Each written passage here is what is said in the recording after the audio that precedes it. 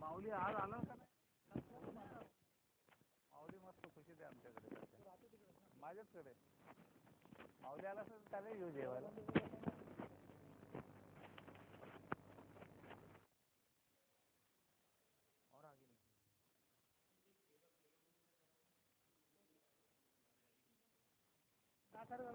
दहा 10:30 फोन करू.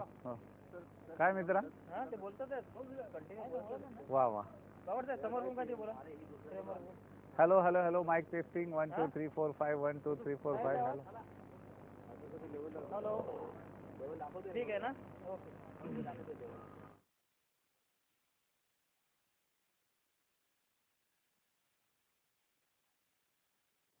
हाँ अरे नहीं यार ग्राफिक्स बनाए. ग्राफिक्स है.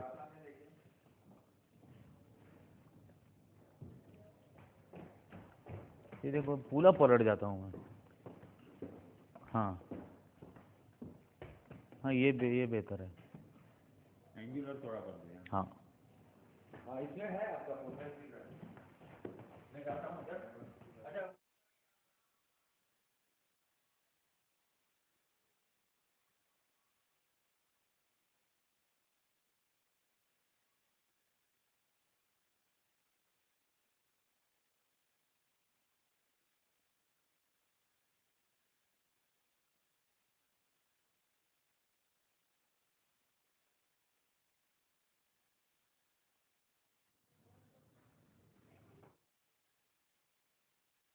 Hello check 1 2 3 4 5 6 7 8 9 10.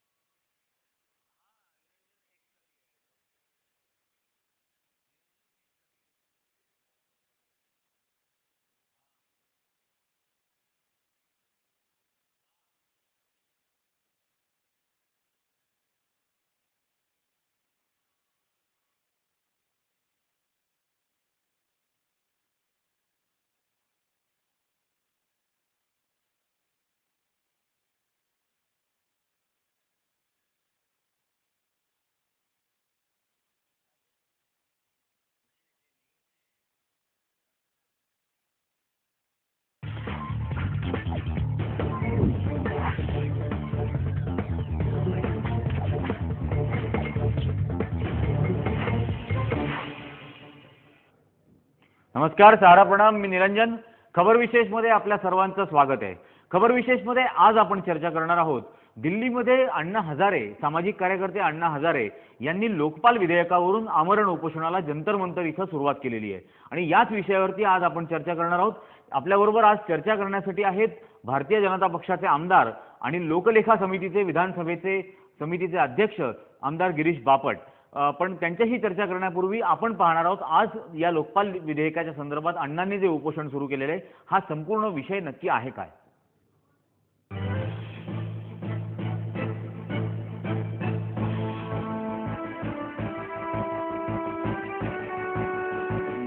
अण्णा हजारे भ्रष्टाचारावरचं प्रभावी अस्त्र. माहितीच्या अधिकाराचे शस्त्र अण्णामुळं सर्वसामान्यांच्या हातात आलं आणि बऱ्यापैकी स्थानिक पातळीवर भ्रष्टाचाराला चाप बसल्याचं चित्र आहे. आता अण्णा हजारेंनी लोकपाल बिलासाठी राष्ट्रीय पातळीवर मोठा लढा उभा केलाय. लोकपाल बिलाच्या मसुद्यात सुधारणा करण्यासाठी अण्णांनी पंतप्रधानांना 3दा पत्र लिहिली. मात्र त्या पत्राची दखल पंतप्रधानांनी घेतलीच नाही. मोठमोठ्या प्रकरणात प्रतिमा मलिन झालेल्या संवेदनशून्य सरकारनं एक प्रकारे भ्रष्टाचारी अधिकारी आणि नेत्यांना पाठीशी घालण्याचं पाप केलंय. शेवटी अण्णा हजारेंनी आंदोलनासाठी आता दिल्ली गाठली. अगर प्रधानमंत्री ना करें और सरकार मुक्त भारत बनाएंगे तो ज्वाइंट कमेटी बनाओ ना. ज्वाइंट कमेटी बनाओ, ड्राफ्ट बनाने के लिए शुरुआत करो आणि संपणार होते. अण्णा हजारेंना दिल्लीत दमदार पाठिंबा मिळाला आहे. माजी IPS अधिकारी किरण बेदी आणि मेघा पाटकरांसोबतच पूर्ण देशातून अण्णांना आता पाठिंबा मिळतोय. यह धड़क मोर्चा है विस्थापन के साथ भ्रष्टाचार और अत्याचार के खिलाफ. अन्ना हजारे जी का उपवास, जन लोकपाल बिल, इसका हम समर्थन करते हैं. इसका कोई लीडर नहीं है, इसका एक ही है, आज का गांधी अन्ना हजारे. हमारा गांधी अन्ना हजारे, हमारा जीवित गांधी अन्ना हजारे. हम तो इसके सेनानी हैं, इनके सेनानी हैं. हम तो मिलकर प्रार्थना करते हैं कि इनकी तपस्या कामयाब हो, जिसमें हर भारतवासी को उसकी कमाई हुई पैसा वापस आए. आंदोलन सुरू करण्याआधी अण्णा हजारेंनी राजघाटावर जाऊन महात्मा गांधींच्या समाधीचं दर्शन घेतलं. 5 एप्रिल रोजी महात्मा गांधींनी ब्रिटिशांविरोधात चले जावचा नारा लावला आणि सारा देश पेटून उठला होता. त्यात 5 एप्रिलच्या रोजी अण्णांनी लोकपाल बिलासाठी आंदोलन दिल्लीत सुरू केलंय. हे विशेष. अरे 26 जनवरी 1950 में जनता इस देश की मालिक हो गई. जिस दिन हम प्रजासत्ताक दिन मनाया उस दिन ही जनता मालिक हो गई देश की. सरकारी तिजोरी का पैसा उनका है, तो मेरे पैसे का उपयोग आप कैसे करते हैं ये पूछने का अधिकार हर नागरिक का है, वो मिलना चाहिए. क्योंकि वो मालिक है इस देश का. ये मालिक कौन है? पूरे ये बैठे हैं ना लोकसभा और विधानसभा में, ये मालिकों ने भेजा उनको कि हम मालिक बन गए, हमारे तिजोरी का आप व्यवस्थापन करिए. हमारे सेवक बोल के भेजा, हमारे ट्रस्टी बोलकर भेजा, हमारे विश्वस्त बोल के भेजा इन लोगों को. आज क्या चित्र है?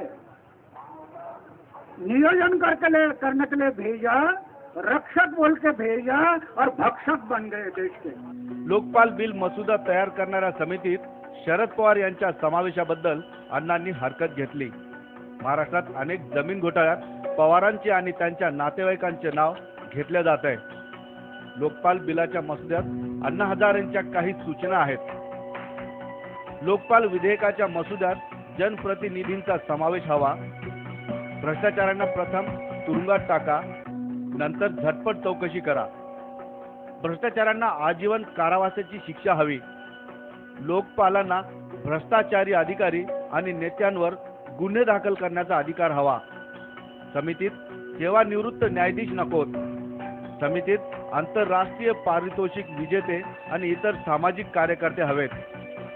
लोकपालाच्या कक्षेत पंतप्रधानही यायला हवेत. लोकपाल कोणाच्याही अधिकारात नको. स्वतंत्र कारवाई करण्याचा अधिकार लोकपालाला हवा. अण्णा हजारेंच्या उपोषणाला दिल्लीश्वरांनी गांभीर्याने घेतल्याचे दिसत नाही. अण्णांना मिळणारा पाठिंबा बघता केंद्र सरकारला अण्णा हजारेंची आज ना उद्या दखल घ्यावीच लागेल. कारण अण्णांचा उद्देश स्वच्छ आहे आणि वेळही योग्य आहे. सौम्य शब्दात आंदोलन गुंडाळायला लावणाऱ्या पंतप्रधान आणि त्यांच्या मुत्सुदी सहकाऱ्यांपुढे अण्णा विरघळणार का हे महत्त्वाचे आहे. सिद्धार्थ गोदाम, समय मुंबई. आणि याच विषयावरती चर्चा करण्यासाठी आज आपल्याबरोबर आहेत भारतीय जनता पक्षाचे आमदार आणि महाराष्ट्र विधानसभेच्या लोकलेखा समितीचे अध्यक्ष आमदार गिरीश बापट. गिरीशजी, मी आपलं स्वागत करतो आमच्या या कार्यक्रमामध्ये. मला आपल्याला असा एक प्रश्न विचारायचा आहे की अण्णांच्या या उपोषणाला आणि आंदोलनाला भारतीय जनता पक्षाने सुद्धा पाठिंबा देऊ केला होता, पण अण्णांनी तो नाकारलाय. काय याच्या मागचं कारण आहे? पाठिंबा अण्णांनी घेतलाय का नाकारलाय हा माझ्या पुढचा प्रश्न नाही. जो विषय आहे त्या विषयाला न्याय मिळाला पाहिजे असं वाटतं. विषय अण्णा हजारेंनी काढलाय किंवा आता पाठपुरावा करतायत, विषय चांगला आहे म्हणून आमचा विषयाला पाठिंबा आहे, व्यक्तीचाच प्रश्न नाही. आज लोकपाल विधेयक हे यायला पाहिजे. त्या दृष्टिकोनातून देशातला कुठलाही माणूस, तो सामान्य गरीब कामगार असेल, पोलीस कॉन्स्टेबल असेल, नाहीतर देशाच्या अत्युच्चपदी असणारा पंतप्रधान असेल, कायदा हा सर्वांना समान असला पाहिजे. मग भ्रष्टाचार जो कोणी करेल त्याला कुठे ना कुठेतरी शिक्षा व्हायला पाहिजे, त्याची चौकशी व्हायला पाहिजे. आणि म्हणून लोकपाल विधेयकाच्या माध्यमातून उच्च लोकांची याच्यामध्ये गणना होती आहे की जे मंत्री आहेत, पंतप्रधान आहेत, मुख्यमंत्री आहेत, ते मात्र भ्रष्टाचार करून सुटतील आणि बाकीच्यांना भ्रष्टाचारात पकडायचं हे चालणार नाही. आणि म्हणून अण्णांनी आमचा पाठिंबा घेतला का नाही हा माझ्या दृष्टीने गौण मुद्दा आहे. अण्णांनी जो विषय उचललेला आहे आमचा त्या विषयाला पाठिंबा आहे. आपण असं सांगताय गिरीशजी की आपला या विषयाला पाठिंबा आहे, पण या विषयामधल्या अण्णांच्या ज्या मागण्या आहेत त्या जर बघितल्या तर लोकपालाला हे संपूर्ण अधिकार हवेत, FIR दाखल करण्याचे, कारवाई करण्याचे, अगदी कन्व्हिक्ट करण्याचे सुद्धा अधिकार हवेत. अशा परिस्थितीमध्ये सत्तेची गणितं ही दरवेळेला बदलत असतात. कदाचित उद्या भाजपची सत्ता केंद्रामध्ये येणार असेल किंवा राज्यांमध्ये येणार असेल, त्यावेळेला भाजपच्या मग काही लोकांना जर का अशा लोकपालाच्या कारवाईच्या अंतर्गत सामोरं जाण्याची पाळी आली तर इतर राजकीय पक्षांनी अजून याबद्दल भूमिका व्यक्त केलेली नाही आहे, पण भाजपनी केलेली आहे. म्हणून मी आपल्याला विचारतो की आपली भूमिका काय राहील. ते मी मगाशीच सांगितलं की देशात सत्ता कोणाची आहे हा गौण मुद्दा आहे. कुठल्या राज्यात भाजपची सत्ता आहे, काँग्रेसची सत्ता आहे हाही गौण मुद्दा आहे. सत्ताधीशांवर अंकुश ठेवायचा असेल, भले राज्य ते कुठल्याही पक्षाच्या ताब्यात असो, त्याच्यावर अंकुश ठेवण्याकरता अशा प्रकारची काहीतरी व्यवस्था देशामध्ये निर्माण व्हायला पाहिजे. हा विषय मला मान्य आहे, भारतीय जनता पार्टीला मान्य आहे आणि म्हणून ह्या विषयाचा पाठपुरावा आम्ही करतो. उद्या असं थोडीच आहे की भाजपच्या राज्यात किंवा भाजप सत्तेवर असताना कोणी भ्रष्टाचार केला तर त्याला सोडून द्यायचं अशा मताचा मी नाही. जो कोणी भ्रष्टाचार करेल, राज्य कोणाचंही असो, त्याची चौकशी होऊन त्याला शिक्षा व्हायला पाहिजे. हा विषय माझ्यासारख्याला देखील पटतो आणि म्हणून आम्हाला असं वाटतं की ह्या पद्धतीचं विधेयक बिल जे आहे हे यायला पाहिजे. हे बिल आलं पाहिजे असं आपल्याला वाटतं आणि आपली प्रतिमा सुद्धा सर्वांना माहिती आहे. त्यामुळे याच्याबद्दल हा विषय नाही आहे. मुळात अण्णांचं जे याच्यावरचा आक्षेप होता तो हा होता की भारतीय जनता पक्षाचा आम्ही पाठिंबा घेत नाही आहे, कारण भाजपही सत्तेमध्ये होती. त्या 8 वर्षाच्या काळामध्ये त्यांनी लोकपाल विधेयक यावं म्हणून काहीच प्रयत्न केले नाहीत. मी हे सांगू इच्छितो, अण्णा हा विषय माझ्या दृष्टीने म्हणजे अण्णा हा काही मुख्य विषय नाही, लोकपाल बिल हा मुख्य विषय आहे. आणि शेवटी असं असतं की कुठलंही बिल ते पार्लमेंटमध्ये येऊ किंवा विधानसभेमध्ये येऊ, त्याचं पाठपुरावा जरी आत्ता अण्णा करत असतील तरी त्याचे प्लस मायनस, त्याच्यातल्या उणीवा त्रुटी या सगळ्याची चर्चा की कुठलंही बिल पास होत असताना जेव्हा त्याचं कायद्यामध्ये रूपांतर होतं तेव्हा सभागृहामध्ये अनेक वेळेला त्याची चर्चा होते, तासनतास त्याची चर्चा होते. त्याच्यातून फायदा काय आहे, तोटा काय आहे, त्याच्यातल्या पळवाटा काय आहेत, हा सगळा अभ्यास करूनच ते बिल पारित होतं. त्यामुळे त्यातले जे पर्टिक्युलर्स आहेत त्याच्या संदर्भात अण्णांचा अभ्यास असेल तर त्यांनी काही सूचना कराव्या. पण बिल पास करणारे पार्लमेंटमध्ये खासदार असतात किंवा विधानसभेमध्ये आमदार असतात, ते देखील ह्या विषयाचा अभ्यास करत असतात. आणि म्हणून बिल आल्यानंतर त्याच्यात काय असावं आणि काय नसावं त्यातला मूळ गाभा जो आहे की निरंकुश सत्ता कोणाची असता कामा नये. कोणीही ह्या देशातला उच्च माणूस देखील भ्रष्टाचार करत असेल तर तो मुक्त असता कामा नये, त्याला शिक्षा झाली पाहिजे. ही त्याची थीम आहे आणि ती आम्हाला मान्य आहे. आता हा कायदा कसा करायचा ह्याच्या संदर्भातले जे काही पर्टिक्युलर्स आहेत, काही डिटेल्स आहेत, जेव्हा कायदा चर्चेला येतो तेव्हा सभागृहामध्ये तासनतास त्याच्याविषयी अभ्यास करून खासदार असतील, आमदार असतील हे बोलत असतात. कशा पळवाटा निघू शकतात ह्या आपण पाहत असतो आणि त्या निघू नयेत आणि खरा आरोपी त्याच्यातून मिळावा म्हणून जेव्हा हे बिल मांडलं जाईल तेव्हा मग त्याच्यातल्या ज्या पर्टिक्युलर्स आहेत त्याची चर्चा यथोयोग्य करता येईल. आता तत्वतः हे मान्य करायचं का नाही हा आम्हाला प्रश्न आहे. तर आम्हाला असं वाटतं की तत्वतः हे मान्य केलं पाहिजे. लोकपाल बिल हे या देशात आलं पाहिजे. ते बिल पास होऊन त्याचं कायद्यात रूपांतर झालं पाहिजे. आणि कायदा होत असताना इतर देशातले अनेक अनुभव, देशात देखील अशा प्रकारे भ्रष्टाचार निर्मूलन करणाऱ्या संस्था, सरकारी एजन्सी, मग ते CBI असेल, CVC असेल, या सगळ्या कार्यरत आहेत. यांच्या मर्यादा काय राहतील, एकमेक हातात हात घालून काम करतील का एकमेक काही पळवाटा शोधतील का टोलवाटोलवी करतील, ही साधक बाधक चर्चा काही तास ही सभागृहामध्ये चालेल. आणि म्हणून मी पुन्हा सांगतो की या विषयाला न्याय देण्याच्या संदर्भामध्ये हे बिल पास व्हायला पाहिजे असं मला वाटतं. बिल पास करत असताना ते कशा पद्धतीने पास करावं त्याचे जे डिटेल आहेत हा सर्व देशातल्या चर्चेचा विषय नाही.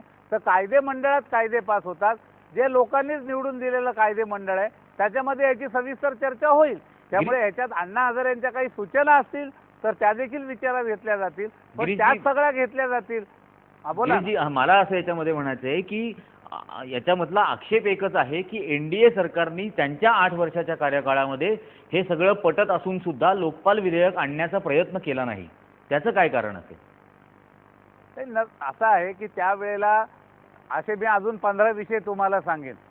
त्या काळात NDAचं सरकार आलं, अनेक प्रश्न होते, अनेक पक्षांना घेऊन एकत्र चाललो होतो, एक मिनिमम कार्यक्रम ठरवला होता, त्याच्या प्रायोरिटीज ठरवल्या होत्या, त्या प्रायोरिटीमध्ये त्यावेळेला हे नसेल म्हणून याचा अर्थ ते आम्हाला मान्य नाही असं नाही, ते यावं ही आमची इच्छा आहे. आता येते तर तेव्हा आम्ही स्वागत करणार, पण मग आम्ही आणखी त्यावेळेला केलं नाही म्हणून आता काँग्रेसने करू नये अशी भूमिका घेणं काही बरोबर नाही. नाही, म्हणून मग आणखीन एक तसं म्हटलं तर देशाच्या स्वातंत्र्यानंतर गेले कित्येक वर्ष काँग्रेस सत्तेवर आहे, त्यांनी कुठे ते बिल आणलं? निश्चित का नाही आणलं लोकपाल त्याच वेळेला? निश्चित मला तोच पुढचा प्रश्न विचारायचा आहे की लोकपाल विधेयक यावं या विषयावरती गेली 42 वर्ष चर्चा चालू आहे, पण 42 वर्षामध्ये आज जो अण्णा हजारेंनी संघर्ष सुरू केलाय, इतका टोकाचा संघर्ष आजपर्यंत ना कुठल्या राजकीय पक्षांनी केला होता, ना कुठल्या राजकीय नेत्यांनीही केलेला होता. याला काय अनास्थेचं कारण आहे?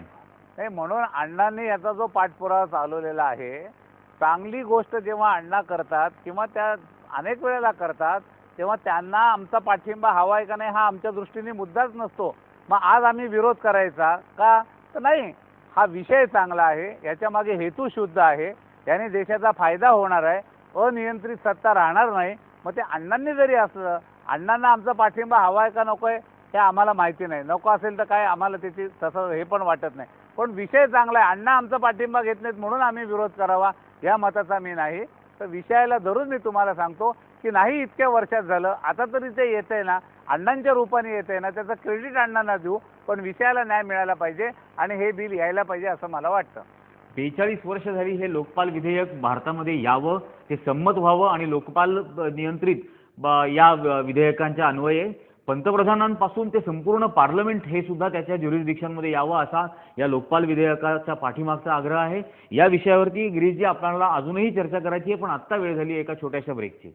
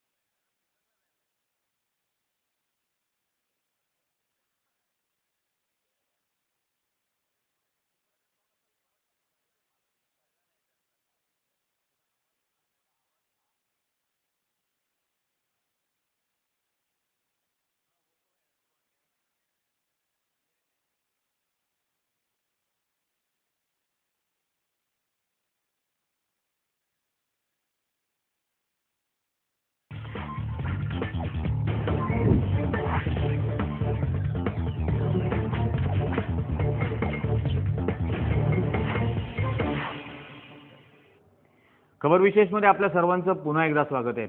लोकपाल विधेयकाच्या वरून आज जे अण्णांनी आंदोलन सुरू केलेलं आहे, आमरण उपोषण सुरू केलं आहे, या विषयावरती आपण चर्चा करत आहोत आणि आपल्याबरोबर चर्चा करण्यासाठी आहेत भारतीय जनता पक्षाचे आमदार गिरीश बापट, जे विधानसभेच्या लोकलेखा समितीचेही अध्यक्ष आहेत.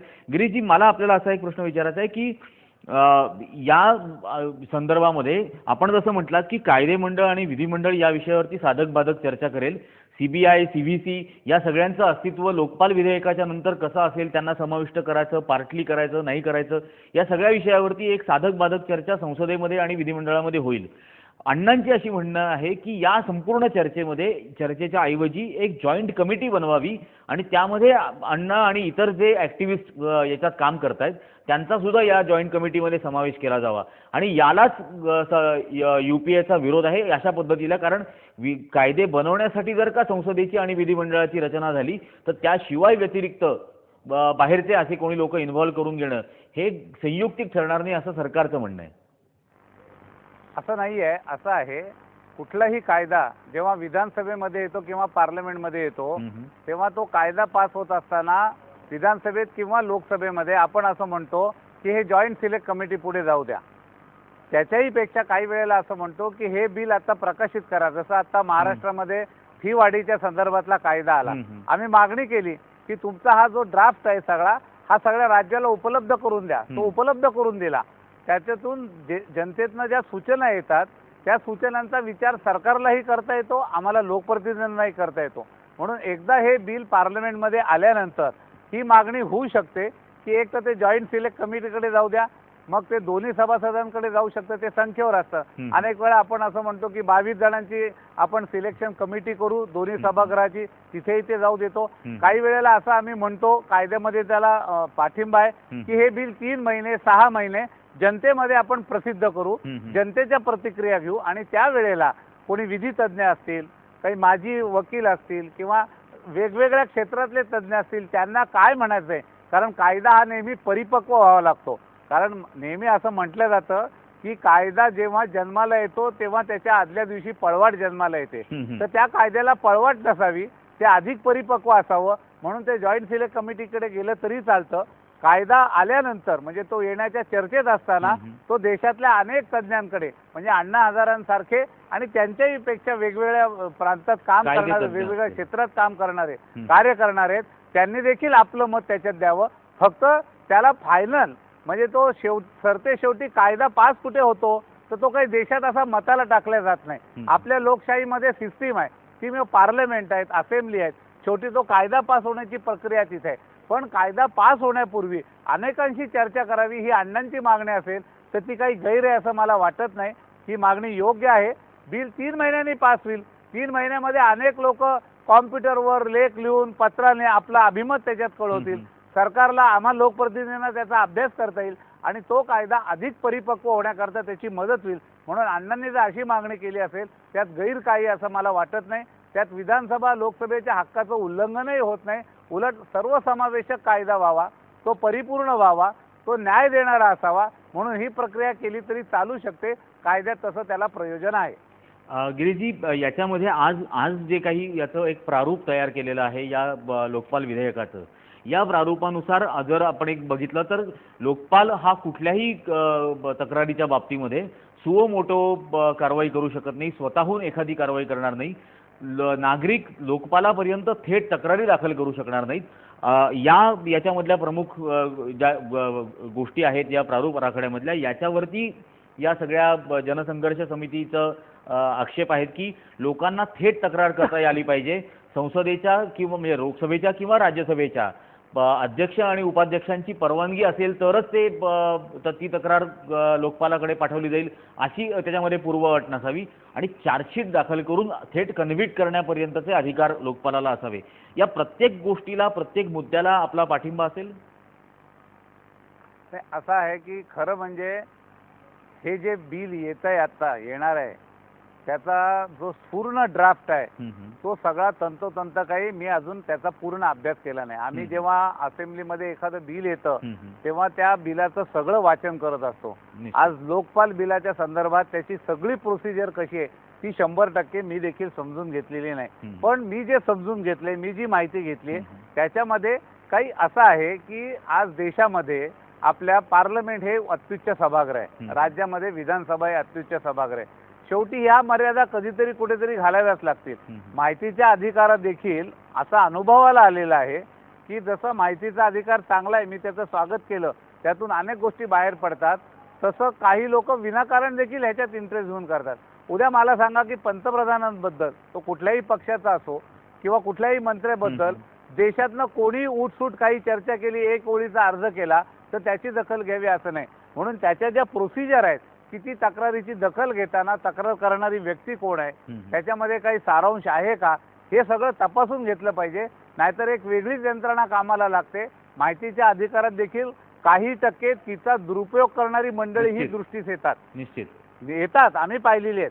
किंवा आपण बदलीचा जो कायदा केला, आम्हाला परवा विधानसभेत चर्चा झाली की 3 वर्ष बदली करायची नाही. एका पोलीस इन्स्पेक्टरला परवा अटक केली, त्याच्या आधी त्याला सस्पेंड केला होता दारूची वाहतूक करतानाच. गृहमंत्र्यांनीच आमच्या सभागृहात सांगितलं. परवा त्याला उत्तेजक द्रव्य विकताना अटक केली, गोव्यातून तो आणत होता. अशा माणसाची जेव्हा बदली केली किंवा त्याला जेव्हा त्यांनी मॅटमधनं स्टे आणला, आता कुठल्या कायद्यात हे आपल्याला अपेक्षित आहे? म्हणून कायद्याचा दुरुपयोग कोणालाही करता येऊ कामा नये, तसा तो परिपूर्ण असावा. म्हणून तक्रार कोणी करायची? उद्या पंतप्रधानाबद्दल 1 लाख लोकांनी अर्ज केला, मग लगेच व्यक्तिगत तक्रारी करत बसले तर रोज तेच काम होईल. म्हणून त्याची पण एक काहीतरी कॅटेगरी ठरवली पाहिजे, त्याचा सिरियसनेस बघितला पाहिजे. ते करत असताना हा खरी तक्रार करतोय का खोटी करतोय, तो काही राजकीय भावनेतनं प्रेरित नाही ना, तो एकमेकाचा दुस्वास करणारा नाही ना, हम्म. काही राजकीय उट्ट तर काढत नाही ना, हम्म. त्या सगळ्या गोष्टी तपासाव्या लागतील. म्हणून ते बिल जेव्हा येईल तेव्हा त्यातला शब्द वाचावा लागतो, त्याच्यावर अभ्यास करावा लागतो. आणि म्हणून ही प्रोसिजर कशी राहील, मुळात एकदा हे मान्य झालं की मग पर्टिक्युलर्समध्ये आपल्याला जाता येईल. प्रिन्सिपली आता हे सरकारला मान्य आहे की नाही हा आमच्या पुढे प्रश्न आहे. बिल आलं की काही लगेच उद्या आज आलं आणि उद्या मान्य झालं असं होणार नाही, नाही, असं असं- होऊ पण नाही. असं तर आणि होणारच म्हणून नाहीये. या प्रोसिजरला वेळ आहे. आणि म्हणून कोणी तक्रार करायची, काय करायची, आता हा एक साधारण असं असतं की एक बिलाचा ड्राफ्ट मसुदा ज्याला म्हणतात बरोबर आहे. तो सरकार तयार करतं. त्याच्यात काही सुधारणा हव्या असतात.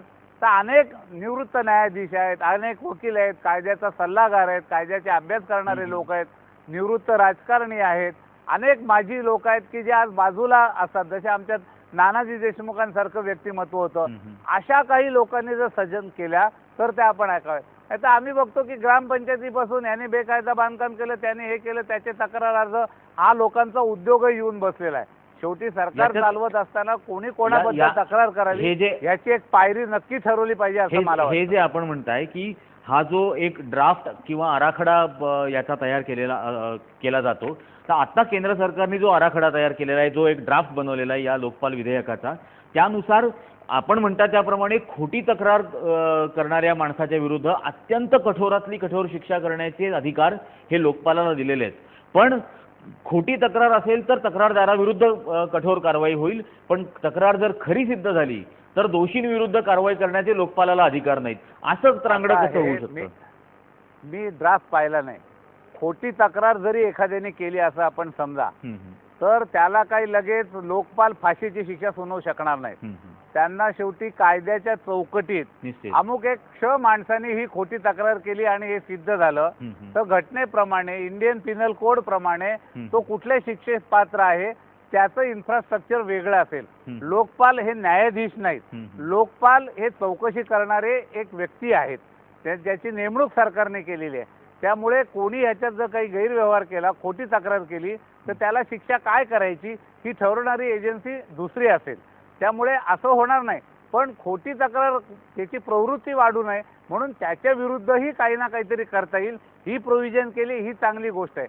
जर तो भ्रष्टाचार सिद्ध झाला मग तो कसा भ्रष्टाचार आहे, त्याचं स्वरूप काय आहे हे बघून भ्रष्टाचार करणाऱ्याला ही शिक्षा करण्याची यंत्रणा आपल्याकडे उभी आहे, उभी राहील, या बिलाच्या निमित्ताने उभी राहील. त्यामुळे त्याची चर्चा आत्ता मला नाही करता येणार. मला माहिती नाही त्यात नेमकं काय ठरवलेलं आहे. गिरीशजी, हे मला असं मला या निमित्ताने एक शेवटचा प्रश्न विचारायचा आहे की अनेक जण आजपासून अण्णांनी सुरू केलेल्या या आंदोलनाची तुलना जयप्रकाश नारायणांच्या संपूर्ण क्रांतीच्या आंदोलनाशी करतायत. पण संपूर्ण क्रांतीच्या आंदोलनानंतर जे बघायला मिळालं की त्यातून निर्माण झालेले जे नेते होते, मग ते मुलायम सिंग असतील, ते लालू प्रसाद यादव असतील, ते रामविलास पासवान असतील, यांच्या संपूर्ण क्रांतीमधून निर्माण झालेल्या या नेत्यांचे नंतर आलेले अनुभव फार वेगळे आहेत. त्यामुळे अण्णांच्या या आंदोलनाचा सुद्धा परिपाक शेवटी याचा गैरफायदा घेणाऱ्यांमध्ये होऊ नये ही फार मोठी काळजी आहे. आणि याबद्दल मग भाजपचं आपलं मत काय आहे? असं आहे की एखादी व्यक्ती जेव्हा चांगला हेतू ठेवून काम करते, मग ह्याच्या मागच्या इतिहासात अनेक व्यक्तींनी, महात्मा गांधींनी देशाला स्वातंत्र्य मिळावं हा एक विचार ठेवला, जयप्रकाश नारायणांनी या देशामध्ये एक विचार ठेवला, या देशामध्ये अनेक, विनोबा भावेंनी एक भूदानाच्या संदर्भातला विचार ठेवला.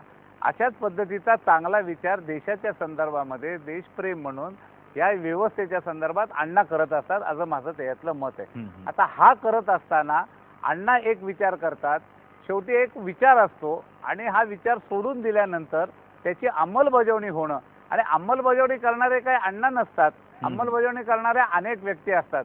त्यामुळे नेता एखादी गोष्ट ठरवतो, अनुयायी ती वेगळीही करतात, अशी दाखले आपल्याला इतिहासात अनेक भेटतात. म्हणून मी आज ह्या विषयापुरतं सीमित एवढंच ठेवतो की लोकपाल विधेयकाच्या निमित्ताने एक चांगला विचार देशामध्ये येतोय, जो असायला पाहिजे असं आम्हाला सगळ्यांना वाटतं. आता ह्याच्यातनं उद्या काय होईल हे शेवटी आपल्याला व्यवहारात आणि अनुभवातूनच कळेल. पण चांगलं होईल असं मला वाटतं. वाईट झालं तर आपण ते बाजूला करण्याचा प्रयत्न करू. कायद्यात नेहमी असं असतं की कायदा हा नेहमी बदलत असतो, तो काही असं नाही. आज अनेक वेळेला अमेंडमेंट ज्या येतात त्या काय येतात, तर जसं आता आम्ही नेहमी म्हणतो की मोबाईलवरनं एखादा बोलला तर त्याला कायद्यात शिक्षा काय. अहो, जेव्हा हा कायदा झाला, पोलिसांचे जेव्हा कायदे झाले तेव्हा मोबाईलच नव्हता, त्यामुळे तेव्हा शिक्षा नव्हती. मग कायदा चांगला केला, मग आता नवीन मोबाईल आला, मग ती शिक्षा त्यात ॲड करायची, म्हणजे त्याला अमेंडमेंट करायची, त्याला दुरुस्ती करायची. हा कायदा केल्यानंतर आपल्याला जर काही त्याच्यामध्ये चुका दिसल्या, काही त्रुटी दिसल्या, तर त्या मूळ कायद्याला आपल्याला सुधारणा करता येतील. तो वाव आहे लोकशाहीमध्ये, आणि म्हणून याची सुरुवात चांगली होऊ द्या. भले आमचा पाठिंबा त्यांनी घेऊ किंवा न घेऊ, आमची काही अशी इच्छा नाही की आम्ही आरवलो म्हणजे सूर्योदय झाला पाहिजे. हा सूर्योदय होऊ द्या, हा भ्रष्टाचाराचा अंधकार जाऊ द्या. तो अण्णांच्या रूपाने झाला तरी आम्हाला आनंद आहे, आमच्या रूपाने झाला तरी आम्हाला आनंद आहे. मी त्याच्यात पक्षीय राजकारण आणू शकत नाही. मी त्याच्याकडे एक चांगला विचार, एक देशाच्या प्रगतीचा, भ्रष्टाचाराला आळा घालणारा विचार तो अण्णांच्या रूपाने आला. निश्चितपणे त्याचं स्वागत करेल आणि देशाने त्याचं निश्चित. स्वागत करावं असं मला वाटतं. धन्यवाद गिरीशजी, आपण आमच्याबरोबर अतिशय मोकळेपणाने या संपूर्ण विषयावर चर्चा केली. याबद्दल लोकपाल विधेयकाच्या निमित्ताने भ्रष्टाचाराचा अंधार दूर करणारा हा एक सूर्य हा उगवणार असेल तर त्याला सर्वच पक्षांचा पाठिंबा असायला हवा. पण सर्व राजकीय पक्षांचे हे लोकप्रतिनिधी शेवटी याला संमत करणार आहेत, आणि ते याला मंजुरी देतात का नाही हे येणाऱ्या काळामध्ये लक्ष ठेवून बघण्यासारखं असेल. आजच्या खबर विशेषमध्ये आज इतकंच. पुन्हा आपण उद्या भेटणार आहोत खबर विशेषमध्ये एका विशेष खबरसह.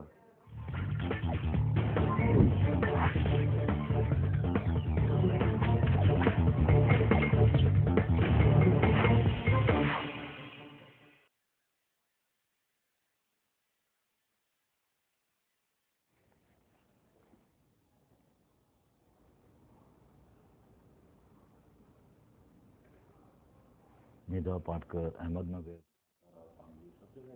हाँ ऑल ओवर इंडिया, जी जी ऑल ओवर हाँ.